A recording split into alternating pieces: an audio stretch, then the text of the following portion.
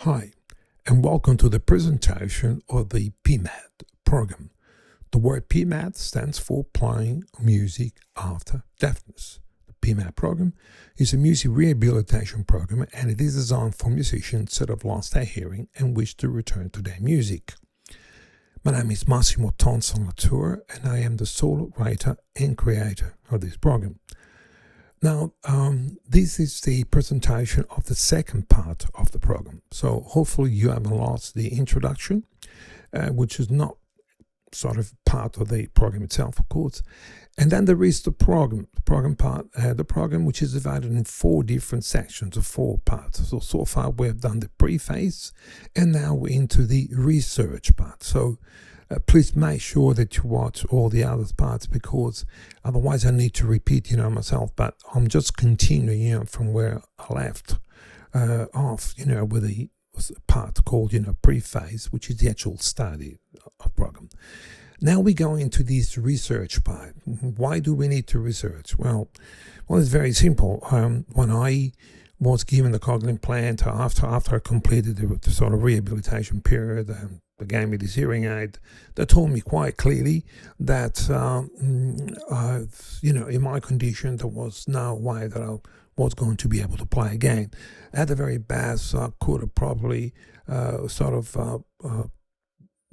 try to, to tune up the guitar. And of course, we got tuners, to do these things. But I didn't take enough for an answer, so I went home and I picked up my classical guitar. At the moment, I was playing. At that time, I was playing the Paul Shelton lattice bracing guitar. This is like a small man guitar.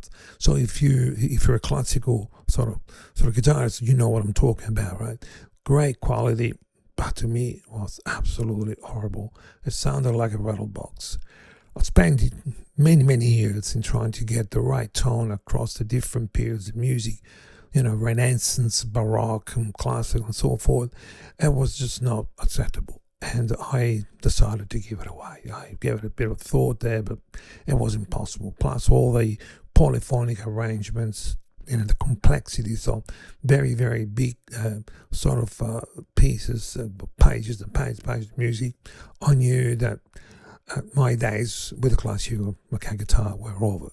But I spent 30 years with it, and practically when I sort of picked up the guitar again, that was in late, 2016, mid, I should say, was probably around July, August. So this is about 2 or 3 months after I completed the rehabilitation. I decided that it was time to let it go, and at the time I hadn't touched the guitar for probably 16 months or more.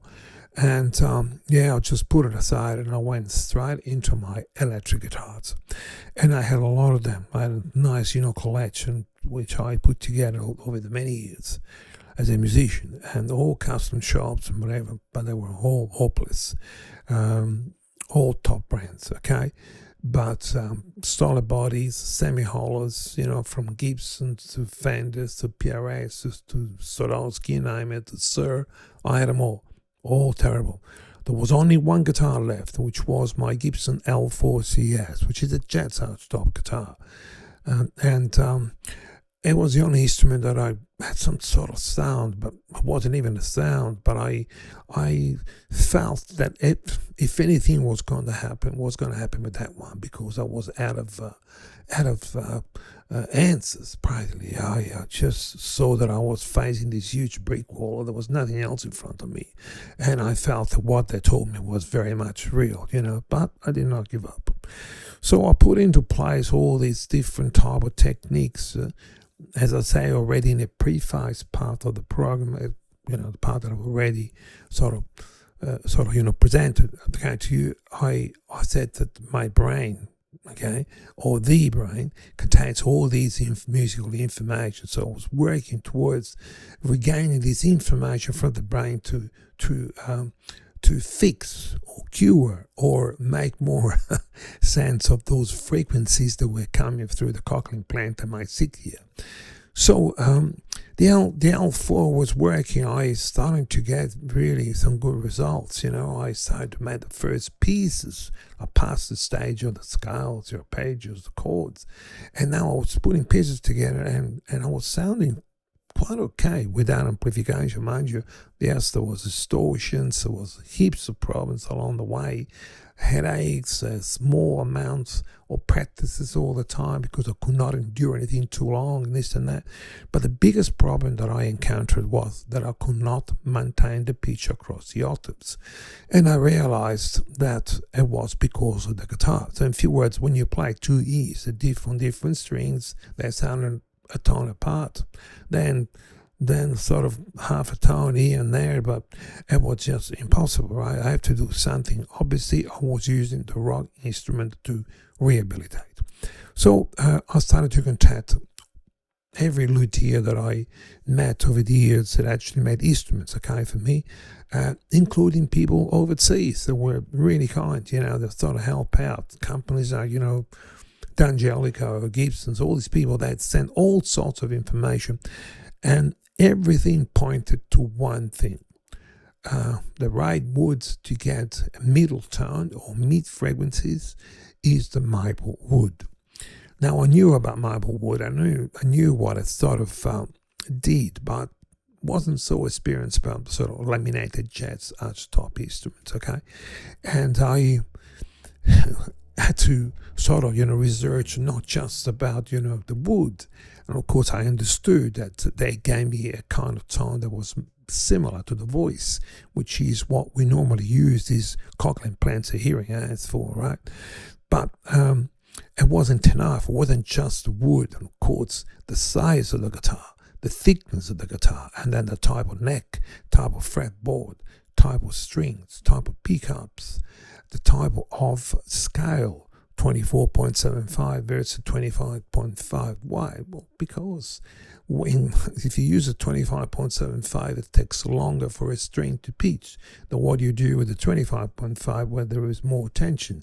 And of course, it's different type of string. So there's so many little parts that need to come into place, okay, together to get the puzzle done, because everything will affect, your sound. Your plectrum, the type of plectrums. There are tons of plectrums over there in the marketplace, and I rehabilitated using the Gibsons, the extra heavy duty, but then slowly, gradually, I found this plectrum which is just magic, and it's called the Blue Chip TED 60. So I speak about them, okay, and I give you in this section of the program, I gave you all of the sort of bits and pieces, parts that I believe are so important in an instrument. Now, mind you, you don't have to have my Talfalo, because I play with an ES5 350. This is the right guitar, 17-inch in body size, 3 inches in depth and so forth, and all the rest of the sort of specifications. But there are many other companies that make this type of guitars, and that will be the Eastman guitars, Ibanez, many PLS that all make laminated instruments at this size, so you don't have to spend a fortune. They're very good quality, but mind you, laminated maple is the answer. Certain sizes are important to give you a certain amount of natural sound, a natural acoustic that will help you through the rehabilitation.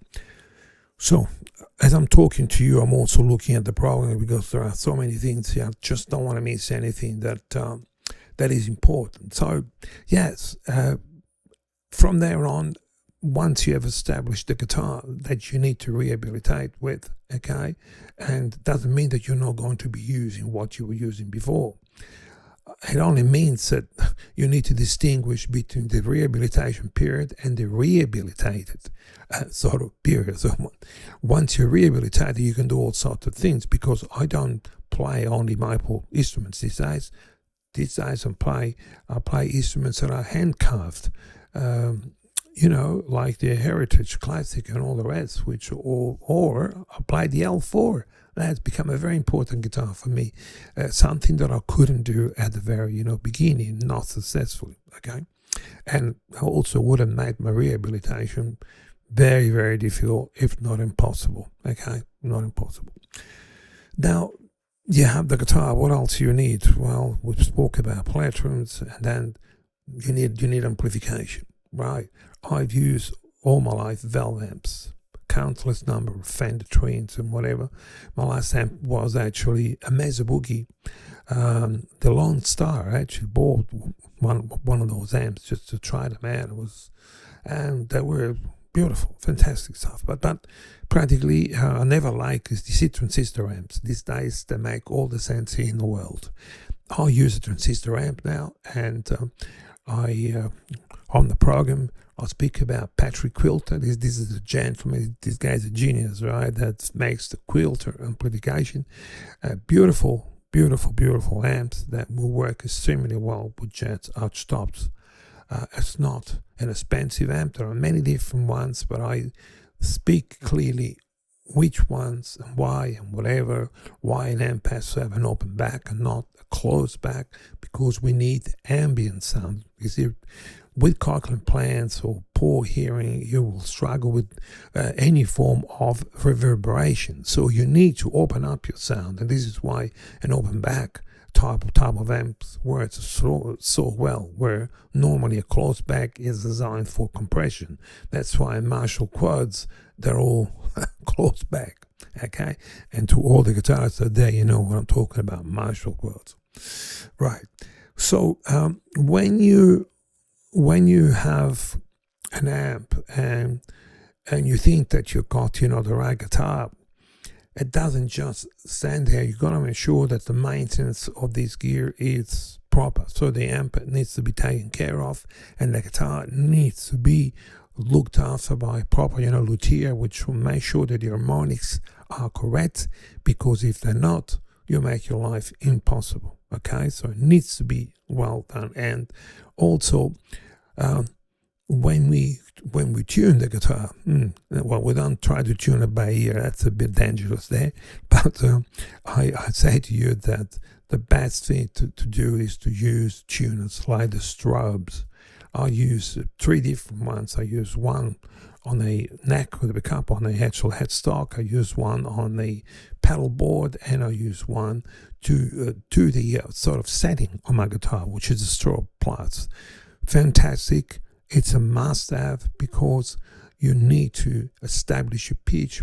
Most important, you need to maintain your pitch across the whole neck, and this is most important. The instrument needs to be spot on. Okay, so with a proper guitar, with a proper amp, you need proper leads. You need to have leads that are noiseless. I use Mogami leads, and I'll speak about them very, very clearly. But in creating your sound, you don't just need good leads or good amps or good guitars. Even a plektrum make an enormous difference. If you think that any plectrums work, you will find that now they don't. Although I have rehabilitated using the Gibson's plectrums, the extra heavy duty standard celluloid, I then discovered that there was this beautiful plectrum, but then I made by a company called Blue Chip, and that is the Blue Chip TED 60, which is a fantastic plectrum that gives you really nice, clear sounds. Remember, we're always trying to get clear, clear type of tonalities. We don't want to be burdened by extremely lows or very pitchy high sound. We need to maintain that balance across, the mid-range, to make sure that we stay on top of our sound. So, guitars, amplification, leads, plectrums, pedals. We see guitars love to have pedals, lots of pedals, as many as possible. But in reality, these days, first of all, when I first started to rehabilitate and I started playing the first pieces on my pedal board, I had 2 pedals for every effect, and I'm talking about reverb, delay, and chorus. One was a TC, and the other one was the Strymon. I got rid of the TCs. The Strymon did the job, and in really being sort of to the point, I really only use the actual reverb. I don't like the reverb on a transistor amps. I like to use the reverb stomp box from Strymon. It's much more pure. It's more natural. It's more I don't know. It's just a much better sound. It's not It's not so digital. It really quite nice. And so really one pedal, but that I'll leave that to you. But remember that any pedal you use, particularly chorus or delay, including the reverb, they will shift your pitch. Okay, so the less, the better. Okay, it is.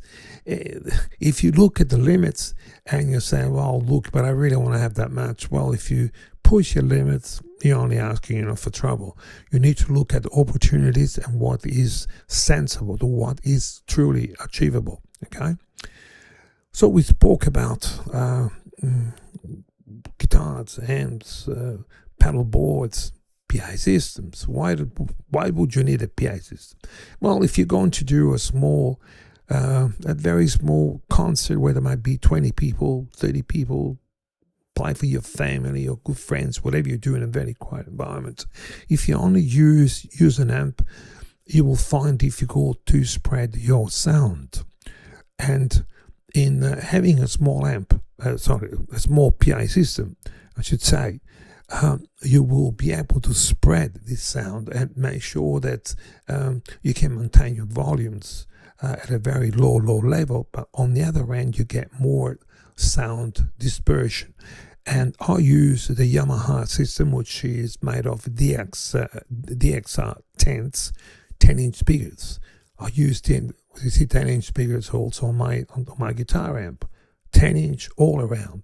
The PA system, it's nothing else but a dispersion of my sound amp, and with that I get the trick done. So in few words, it becomes more an acoustic sort of type of sound, but it has enough sort of sound dispersion to be appreciated from people around you, and not only from the people straight in front of the amp. Okay, now so that is the type of PA system that I use. I speak quite clearly on the program why and so forth and all the rest.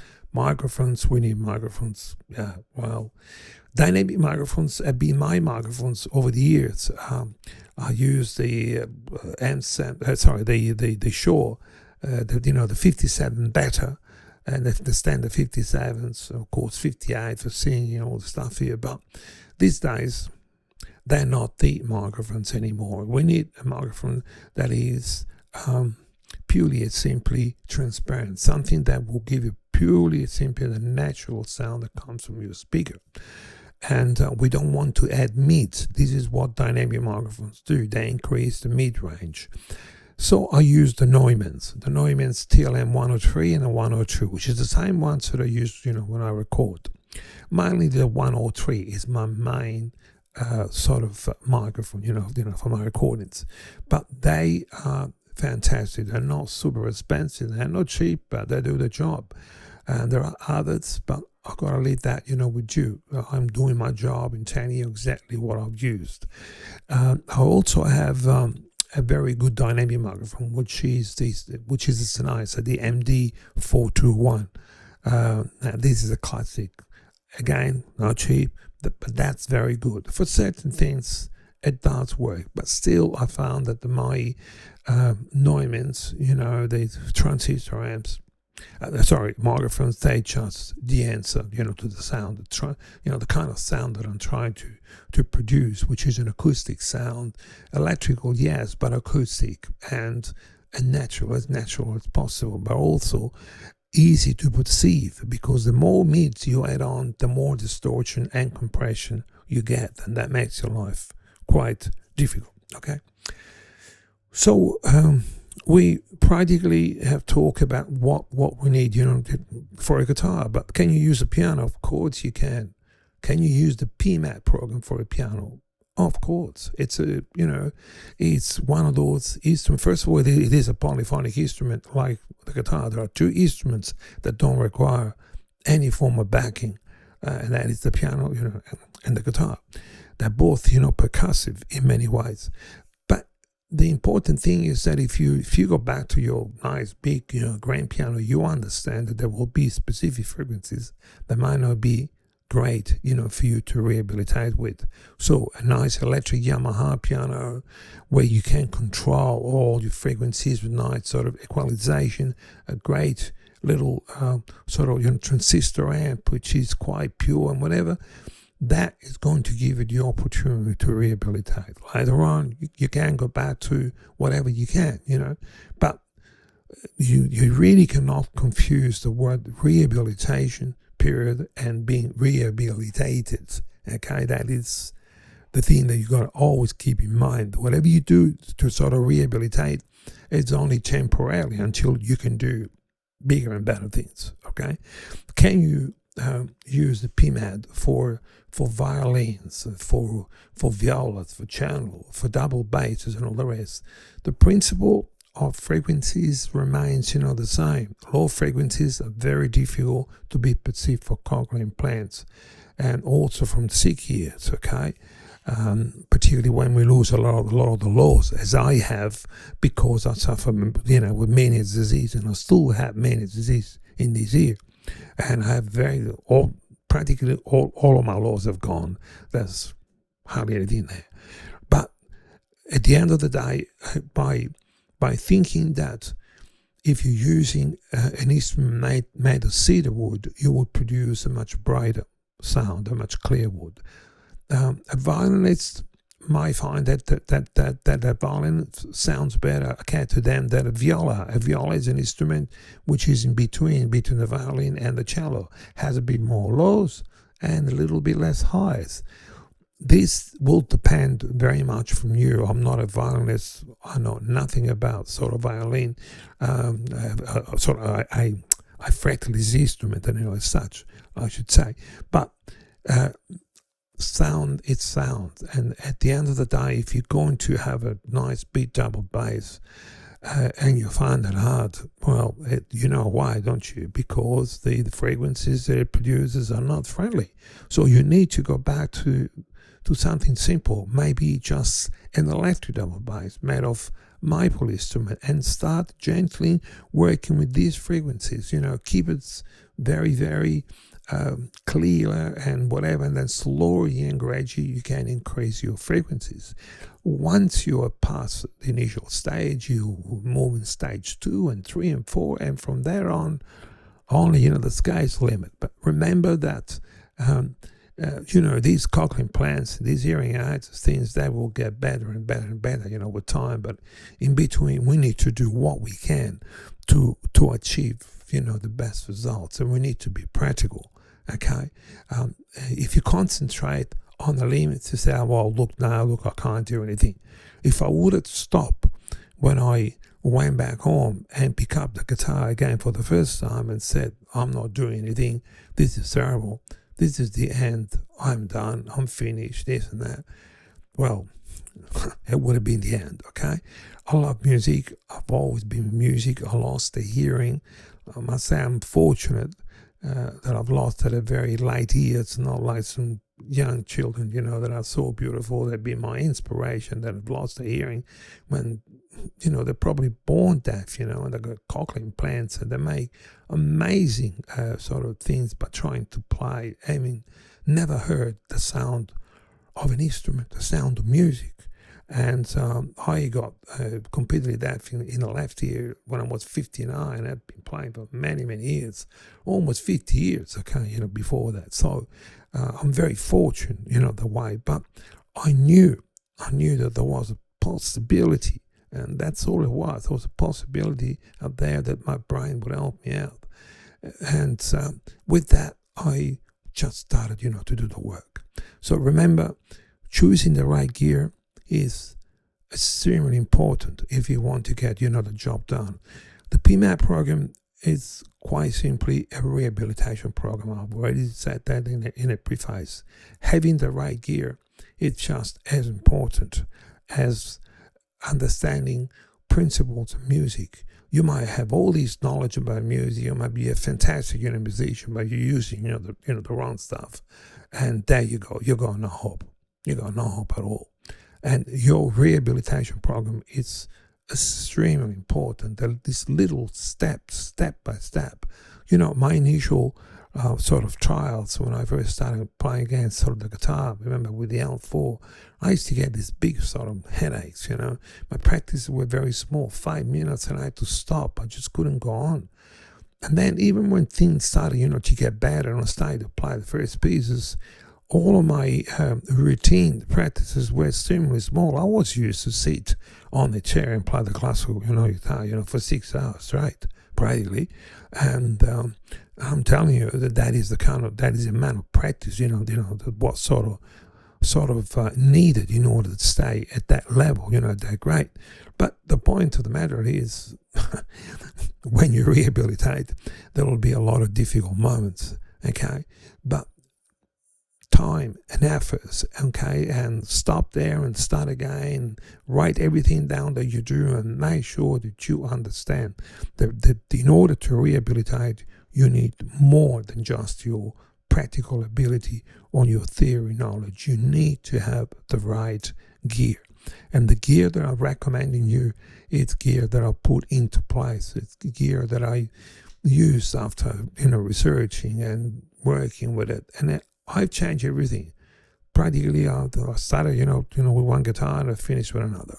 I started with certain type of strings and I finished, with others. I used certain type of pickups to start, and then I ended up having different ones. So I remember when I had the classic 57 on my Gibson, I said they were the right ones until I discovered that the Lola Imperial low wind were much better. They're more clear, they're more dynamic sort of presentation, and they were the right ones. So these things will make a tremendous difference.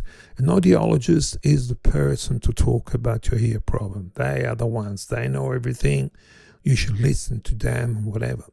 But when you're talking about music, from the, an audiologist will understand the way cochlear implants work, the way hearing aids work, but they don't have a clear sort of idea of how the brain and your ears can actually interact, particularly if you have all this information, all these years and years and years of work.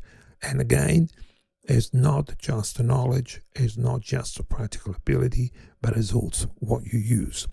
Okay, so I'll leave you with this.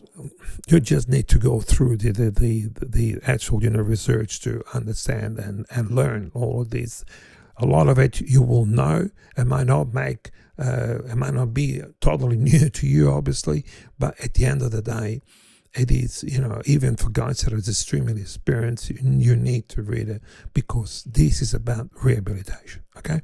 So you just heard the presentation of the research part of the PMAD program.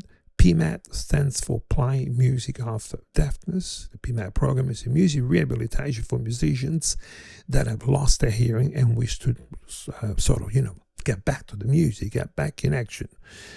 And I sign you off, okay, for now. Hopefully I will see you for the presentation of the third part of the program, which is a jazz harmony study, okay?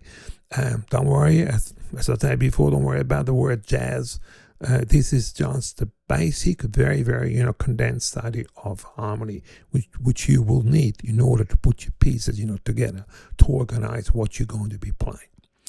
Thank you so much, for watching, and hopefully I see you for the presentation of the third part. Thank you now.